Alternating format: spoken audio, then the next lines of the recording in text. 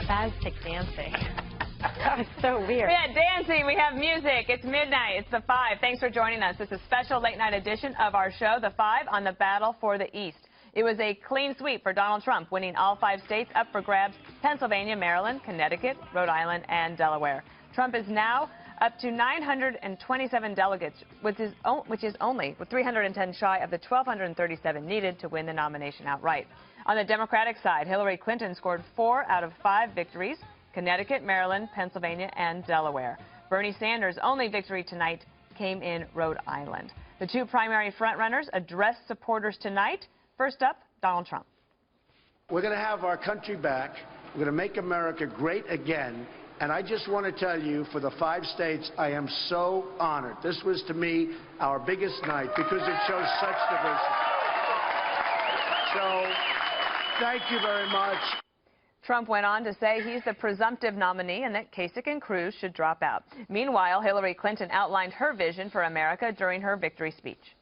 Their approach is not going to build an America where we increase opportunity or decrease inequality.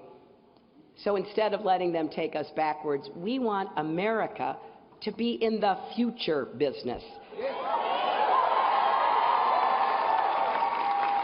That's why I want you to keep imagining a tomorrow where instead of building walls, we're breaking down barriers. We are making it more likely that Americans will be part of a prosperous, inclusive, decent society. And there you have it, the 2 front runners, and they are likely the presumptive nominees. Now, all of us have had a chance to be on TV tonight, except for you, Greg, so why don't we give you the first shot? Well, I couldn't be on TV because I had food poisoning. Spent a lot of time. Oh, come on. I just want to thank the makers of Imodium for allowing me to be here. We knew that Trump was going to do well. I don't think we expected him to do this well. His victory, I love his victory speech because it's always like, it's like the DVD director's commentary of everything that happened. So like, so you can catch up on, he gives you the update of everything in summary. And the tone was interesting. It wasn't like the previous tone. It was more like Nelson from The Simpsons going, ha ha. Like, see?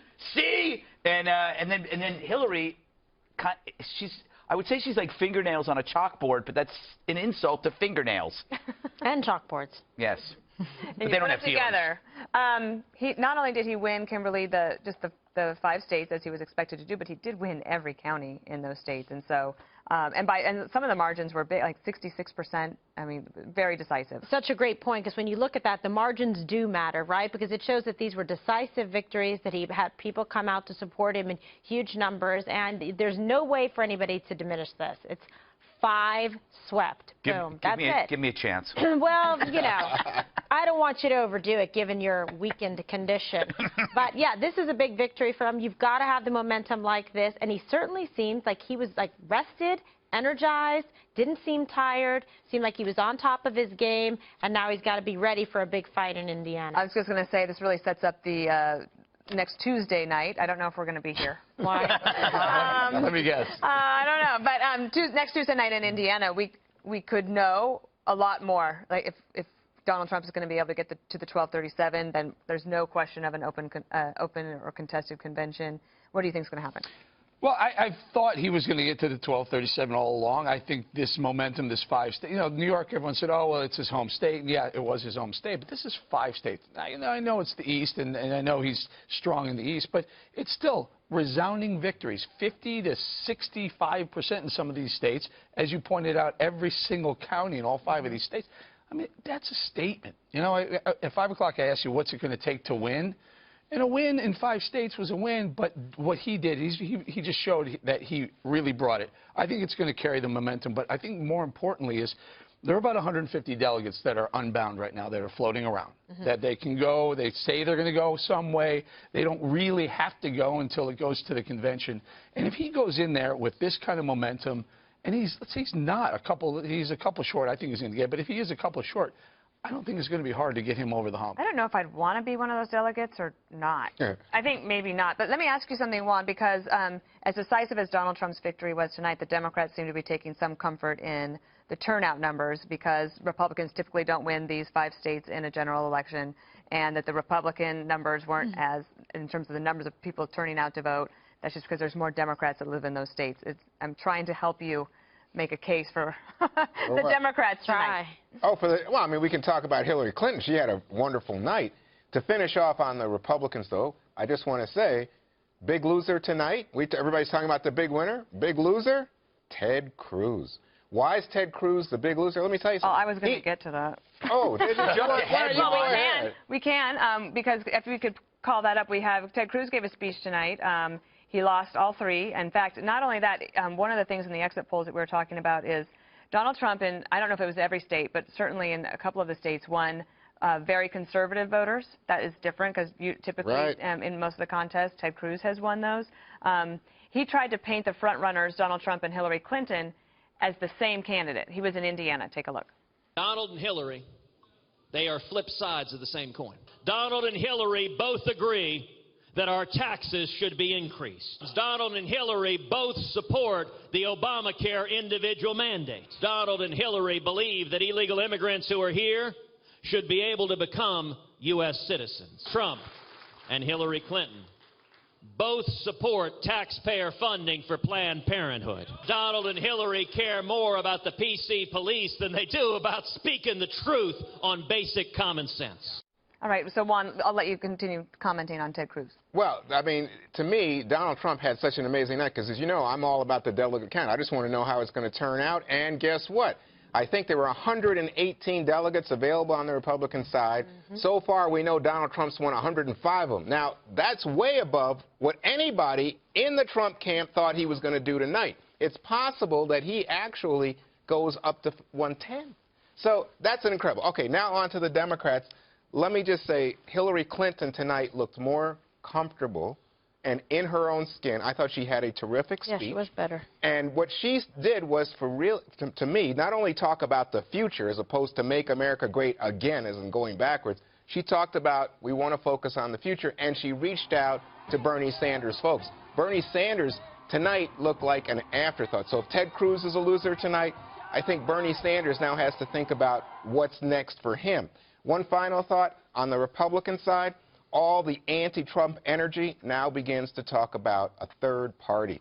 We saw this in a lot of blogs. There was an op-ed today in the Wall Street Journal talking about who could be a third-party candidate. Who could come in? They can't have a white knight at the convention because the Trump people would go nuts.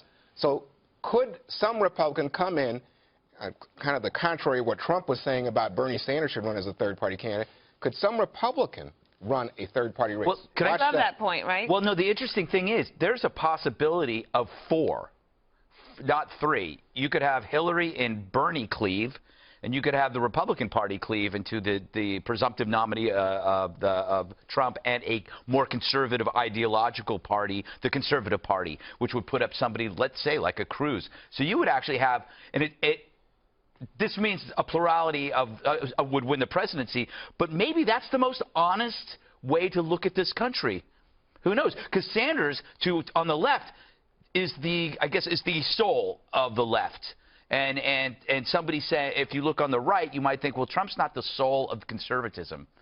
So you need to have one on each side. So you have 4. But Sanders you could have 5 with the Libertarian. Sanders tonight, Kimberly, put out a statement, and one of the things he said was, I think he's heading towards the concession, because one of the things he said here is that he's going to be going to the convention. He was very specific, and going to fight for a progressive party platform that calls for a $15 an hour minimum wage, an end to our disastrous trade policies, and a Medicare for all health care system.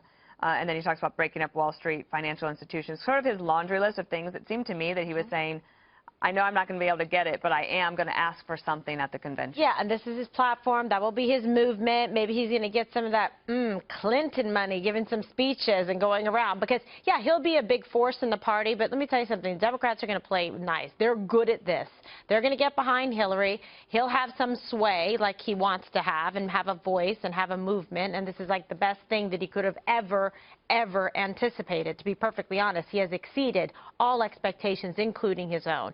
And ultimately, only the Republican Party is going to lose if it shows up and it's just like, you know, monster trucks crashing into each other at the convention. I think that's no bueno. That would be fun. So I guess, Eric, to watch. The suggestion from Trump for Bernie to run as a third party would be because it would help Spoiler. Yeah. That helped Trump. Liquidate Part of the deal. liquidate Hillary's vote. But he's very wisely picking up terms that Bernie Sanders has been using.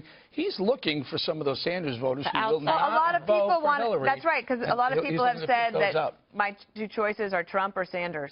And that there's Outsiders, yeah. And he's the outsider. But you choice. realize that doesn't make any sense. No, it really does, though. No, but I mean, anti-establishment. you're talking. If you wanted someone new and new blood coming into, then you admit into then the it doesn't matter if it's left or right. It does. There's no such thing as liberalism or conservatism outside Trump. I've contended from the very beginning that the biggest draw of Donald Trump is not that he's so conservative, it's that he's the outsider. But you're talking about Sanders is a socialist who's for reparations.